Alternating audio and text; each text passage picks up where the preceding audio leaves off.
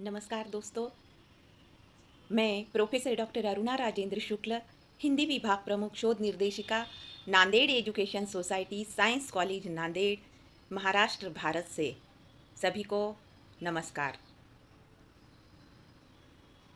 स्वामी रामानंद तीर्थ मराठवाड़ा विश्वविद्यालय नांदेड़ के अंतर्गत जितने भी महाविद्यालय आते हैं उनमें बीए, बीएससी, बीकॉम, द्वितीय वर्ष, द्वितीय भाषा हिंदी, तृतीय सत्र के लिए गद्य तरंग। गद्यामृत इस पुस्तक से व्यंग इंस्पेक्टर माता दीन चांद पर हरिशंकर परसाई जी का ये व्यंग साहित्य पढ़ाया जाता है।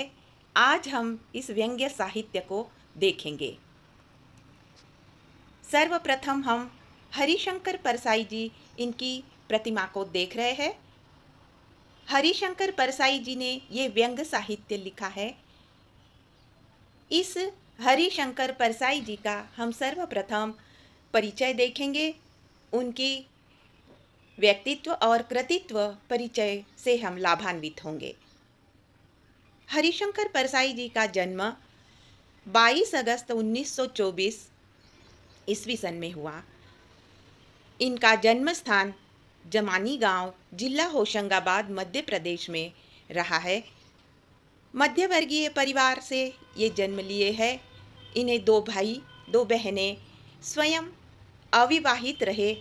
मैट्रिक नहीं हुए कि माँ की मृत्यु हो गई, ऐसी विपदा इनके जीवन में आई और लकड़ी के कोयले की ठेकेदारी करते पिता की जो असाध्य बीमारी रही, फलस्वरूप गहन आर्थिक अभावों के बीच पारिवारिक जिम्मेदारियां, यहीं से वास्तविक जीवन संघर्ष उनका प्रारंभ हुआ, जिसने ताकत भी दी और दुनियादारी की शिक्षा भी उन्हें प्रदान की। फिर भी आगे वह शिक्षित होते रहे, पढ़ाई करते रहे। नागपुर विश्वविद्यालय से हिंदी में उन्होंने एमए किया, फिर डिप्लोमा इन पीएचडी भी उन्होंने प्राप्त किया। हरिशंकर परसाई जी की जो प्रकाशित कृतियां हैं, उनके कृतित्व को हम देखेंगे। हंसते हैं, रोते हैं, जैसे उनके दिन फिरे, यहाँ उनके कहानी संग्रह। रानी नागफनी की कहानी, तट की खोज, यहाँ उनके उपन्यास। तप की बात और थी, भूत के पांव पीछे, बेईमानी की परत, वैष्णव की फिसलन, पगडंडियों का जमाना, शिकायत मुझे भी है, सदाचार का ताबीज, विकलांग श्रद्धा का दौर। उन्हें साहित्य अकादमी पुरस्कार प्राप्त हुआ। तुलसीदास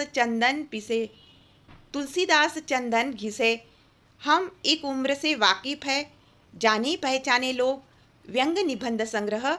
रचनाओं के अनुवाद लगभग सभी भारतीय भाषाओं और अंग्रेजी में उन्होंने किया है।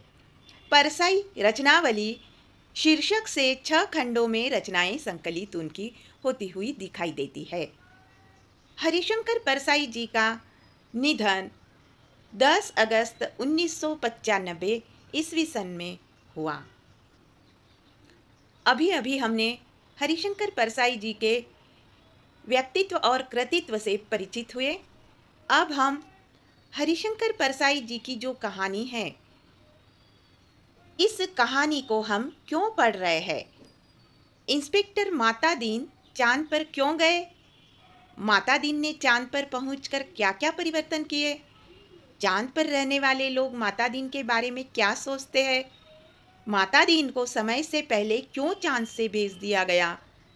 इस कहानी को लिखने के पीछे हरिशंकर परसाई जी की क्या मंशा रही और इस व्यंग कहानी का उद्देश्य एवं निष्कर्ष हम इसको पढ़ने के पश्चात जान पाएंगे। ये जो व्यंग कहानी हम देखने जा रहे हैं, इस व्यंग कहानी के अंतर्गत इस इंस्पेक्टर माता दीन चांद पर इसके प्रमुख पात्र कौन कौन से हैं, वो सर्वप्रथम हम देखेंगे। माता दीन गृह मंत्री, सचिव, पुलिस मंत्री, कोतवाल, मुंशी अब्दुल गफूर, बलभद्र, ये सभी इसके प्रमुख पात्र रहे हैं। इस कहानी का कथोपकथन का सार हम सर्वप्रथम देखेंगे ताकि हमको ये कहानी सही ढंग से समझ में आए। माता दीन को चांद पर सांस्कृतिक आदान प्रदान करना है। पुलिस प्रशिक्षण इसमें दिया गया है। राम राज्य लाने के लिए चांद पर भेजा जाता है। चांद पर पहुंचना है, वहाँ की शुचिता, व्यवस्था और वेतन देखा जाता है। उन्होंने अमूलचूल परिवर्तन के सुझाव भी इसमें दे डाले हैं। उनके सुझाव के फलस्वरूप हनुमान मंदिर, भ्रष्टाचार, कम वेतन के बाद भी खुश की आमद कैसे होती है, ये इसमें दर्शाया गया है। प्रशिक्षण में माता दीन ने सिखाया कि किस प्रकार निर्दोष को फंसाया जाए और सब ऊपर वाले पर डाल दिया जाए। इस कहानी के पात्र हमने देखे, कहानी का कथोपकथन सार देखा, कहानी के संवाद हम देखने जा रहे हैं। इंस्पेक्टर माता दीन चांद पर ये विविध संवाद योजना इसमें की गई है। इस संवाद योजनाओं में संवादों को हम देखेंगे। वैज्ञानिक कहते हैं चांद पर जीवन नहीं है। सीनियर पुलिस इंस्पेक्टर माता दीन डिपार्टमेंट में एमडी साहब कहते हैं वैज्ञानिक झूठ बोलते हैं, वहाँ हमारे जैसे ही मनुष्य की आबादी है। यह बात सही है क्योंकि अंधेरे पक्ष के माता दीन माहिर माने जाते हैं। संवाद योजना में आगे हम देखेंगे चांद सरकार ने भारत सरकार को लिखा था, यो हमारी सभ्यता बहुत आगे बढ़ी है पर हमारी पुलिस में पर्याप्त सक्षमता नहीं है। वह अपराधी का पता लगाने और सजा दिलाने में अक्सर सफल नहीं होता। सुना है आपके यहाँ रामराज है, मेहरबानी करके किसी पुलिस अफसर को भेजे जो हमारी पुलिस को शिक्षित कर दे। अगली संवाद योजना हम देख रहे हैं। पुलिस मंत्री ने माता दीन को बुलाकर कहा, तुम भारतीय पुलिस की उज्जवल परंपरा के दूत ही हैसियत से जा रहे हो। ऐसा काम करना कि सारे अंतरिक्ष में डिपार्टमेंट की ऐसी जय जय हो कि पीएम को भी सुनाई पड़ जाए। वे या बैठने लगे। हवलदार बलभद्र को बुलाकर कहा, हमारे घर में जचकी के बखत अपने खटला पत्नी को मदद के लिए भेज देना। अगले संवाद योजना को देखते हुए शाम को उन्होंने आईजी से कहा, आपके यहाँ पुलिस लाइन में हनुमान जी मंदिर नहीं है? हमारे रामराज में पुलिस लाइन में हनुमान जी है।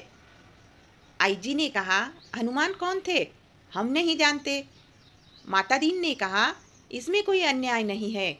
आप देखेंगे कि पहली घंटी तनख्वाह मिलते ही आपकी पुलिस की मनोवृत्ति में क्रांतिकारी परिवर्तन हो जाएगा। इस प्रकार से पात्र, उसके पश्चात कथोपकथन और संवाद योजना को भी हमने देखा है। अब हम हरिशंकर परसाई जी का लिखित व्यंग साहित्य जो कहानी के रूप में प्रस्तुत किया जा रहा है, इंस्पेक्टर माता दीन चांद पर, इसकी समीक्षा मैं आपके सामने प्रस्तुत करने जा रही हूँ। हरिशंकर परसाई जी हिंदी के प्रसिद्ध लेखक और व्यंग्यकार थे। उन्होंने अपने व्यंग के माध्यम से पाठकों का ध्यान बार बार समाज की कमजोरियों की ओर आकर्षित किया। उन्होंने सामाजिक और राजनीतिक जीवन में व्याप्त भ्रष्टाचार एवं शोषण पर करारा व्यंग किया, जो हिंदी साहित्य में अनूठा है। इस प्रकार परसाई जी ने हिंदी साहित्य में व्यंग को नई पहचान दी और उसे एक अलग रूप भी प्रदान किया है। अभी अभी हमने कहानियों के प्रमुख पात्रों के नाम हमने देखे थे। माता दीन जो है वह माता दीन कहानी का प्रमुख पात्र रहा है, जिसके इर्द गिर्द पूरी कहानी घूमती है। माता दीन पुलिस इंस्पेक्टर है, जिसके कार्य से खुश होकर पुलिस विभाग उसे चांद की पुलिस को सुधारने के लिए भेजता है। इस प्रकार वह पूरे पुलिस विभाग का प्रतिनिधित्व करता है। दूसरा पात्र है पुलिस मंत्री। यह कहानी का अन्य पात्र है, जो माता दीन को प्रोत्साहित करता है तथा ऐसा कार्य करने को कहता है जिससे पुलिस विभाग की जय जयकार हो जाए। यान चालक चांद से माता दीन को लेने आया है, जो माता दीन के अधिक प्रश्न करने पर टिप्पणी करता है कि चांद के आदमी इतनी नहीं बोलते हैं।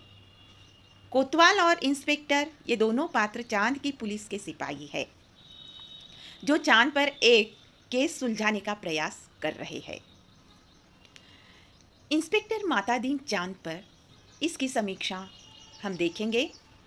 इंस्पेक्टर मातादीन चांद पर हरिशंकर परसाई की लोकप्रिय व्यंग रचनाएं, जिसमें पुलिस के अत्याचारों की ओर देश की जनता का ध्यान ले जाने वाली व्यंग कथा वर्णित है।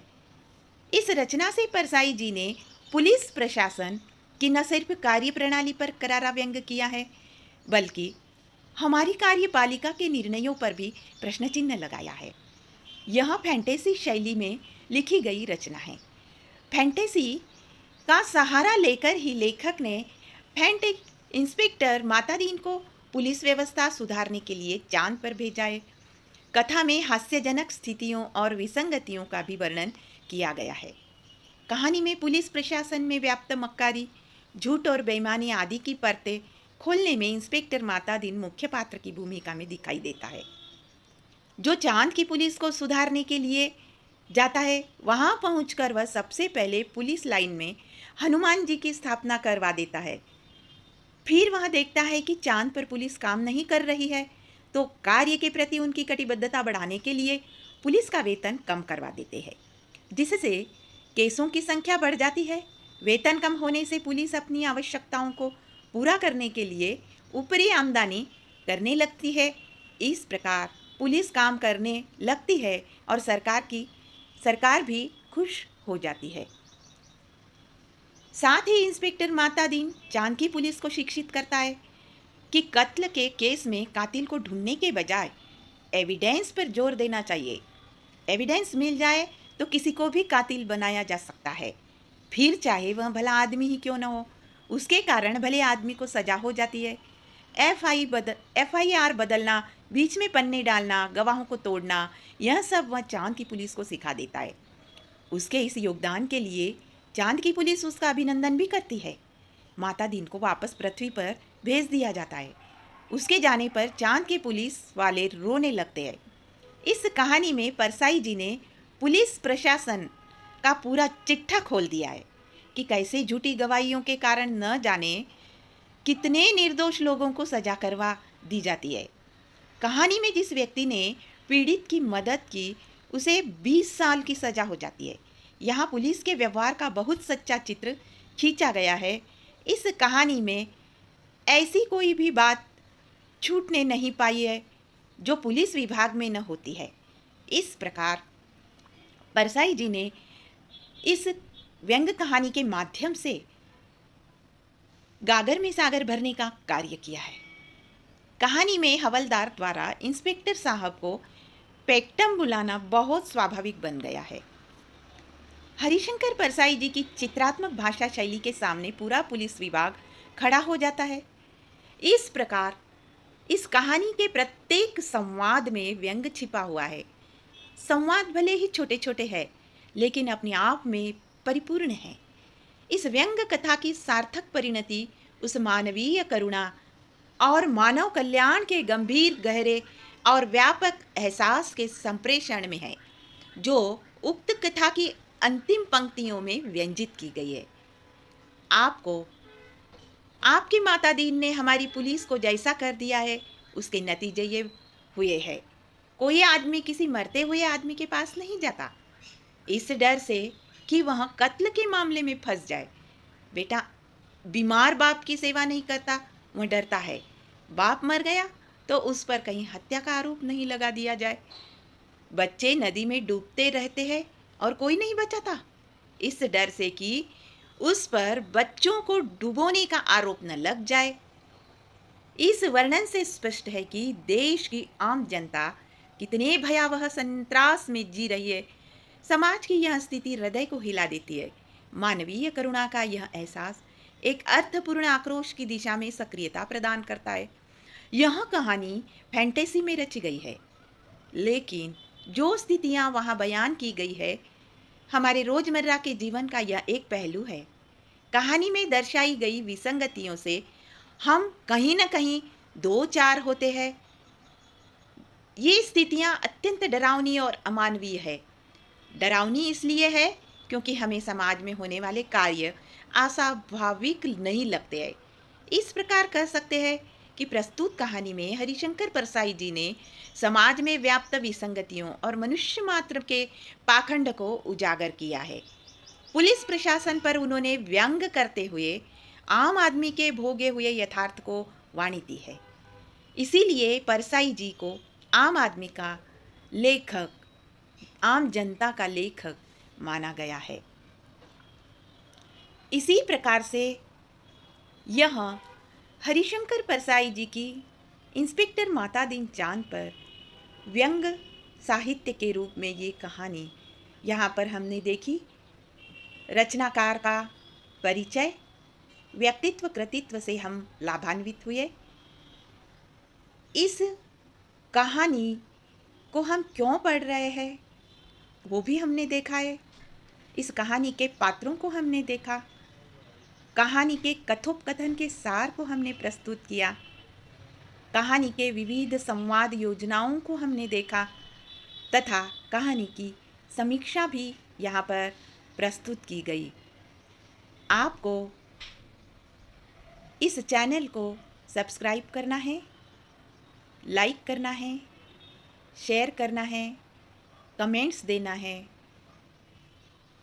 दोस्तों, आपको ये कहानी कैसी लगी हमें बताएं। बहुत बहुत धन्यवाद जी।